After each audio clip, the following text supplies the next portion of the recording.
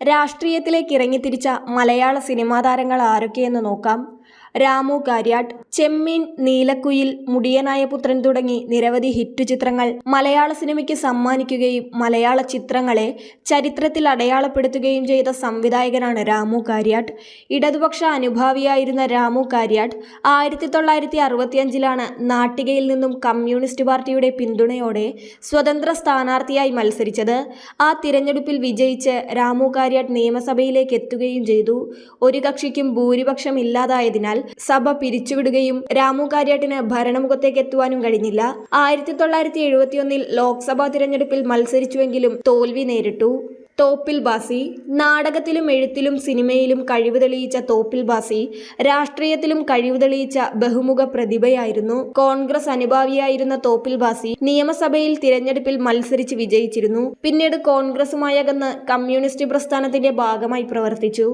ലെനിൻ രാജേന്ദ്രൻ. കലയുടെയും ദൃശ്യങ്ങളുടെയും ഭംഗി സിനിമാ കാഴ്ചകളിലെത്തിച്ച സംവിധായകനാണ് ലെനിൻ രാജേന്ദ്രൻ. 1989 CPMന്റെ സ്ഥാനാർത്ഥിയായി ഒറ്റപ്പാലത്ത് നിന്ന് മത്സരിച്ചെങ്കിലും പരാജയപ്പെട്ടു. 1991 ലോക്സഭാ തിരഞ്ഞെടുപ്പിൽ മത്സരിച്ചെങ്കിലും വീണ്ടും പരാജയം നേരിടുകയായിരുന്നു. മുരളി. അസാമാന്യ പ്രകടനം കാഴ്ചവെച്ച് അഭിനയിക്കുന്ന സിനിമകളെ വേറൊരു തലത്തിലേക്ക് എത്തിക്കുന്ന നടനാണ് മുരളി. ഇടതുപക്ഷ അനുഭാവിയായ മുരളി 1999 ലോക്സഭാ തിരഞ്ഞെടുപ്പിൽ മത്സരിച്ചെങ്കിലും പരാജയപ്പെട്ടിരുന്നു. KB ഗണേഷ് കുമാർ.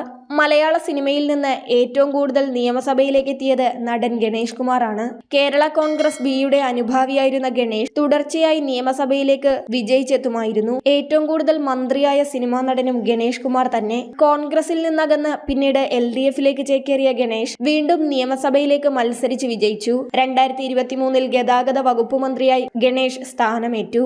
ഇന്നസെന്റ്. എല്ലാ കഥാപാത്രങ്ങളും വഴങ്ങുന്ന ഒരു മികച്ച നടനാണ് ഇന്നസെന്റ്. പ്രേക്ഷകരെ ചിരിപ്പിക്കുന്നതിൽ മുൻപന്തിയിൽ നിൽക്കുന്ന ഇന്നസെന്റ് ഒരു ഇടതുപക്ഷ സഹയാത്രികനാണ്. 2014 ലോക്സഭാ തിരഞ്ഞെടുപ്പിൽ ഇന്നസെന്റ് ചാലക്കുടിയിൽ നിന്ന് മത്സരിച്ച് വിജയിച്ചിരുന്നു. 2019 ഇന്നസെന്റ് തിരഞ്ഞെടുപ്പിൽ മത്സരിച്ചെങ്കിലും പരാജയപ്പെട്ടിരുന്നു. ജഗദീഷ്.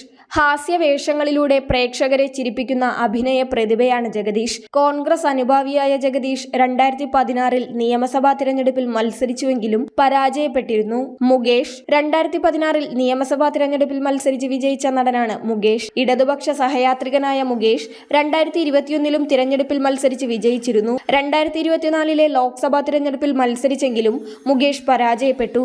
സുരേഷ് ഗോപി. പഠനകാലത്ത് SFI പ്രവർത്തകനായിരുന്ന സുരേഷ് ഗോപി 2016 ഔദ്യോഗികമായി BJPയിൽ ചേരുന്നത്. 2019 ലോക്സഭാ തിരഞ്ഞെടുപ്പിലും 2021 നിയമസഭാ തിരഞ്ഞെടുപ്പിലും മത്സരിച്ചെങ്കിലും പരാജയപ്പെട്ടു. 2024 തൃശൂരിൽ നിന്നും വീണ്ടും മത്സരിച്ചു. എന്നാൽ ഇത്തവണ തൃശൂർ സുരേഷ് ഗോപിയെ ലോക്സഭയിലേക്ക് എത്തിച്ചു. ഇപ്പോൾ കേന്ദ്ര സഹമന്ത്രിയായി പ്രവർത്തിക്കുന്നു.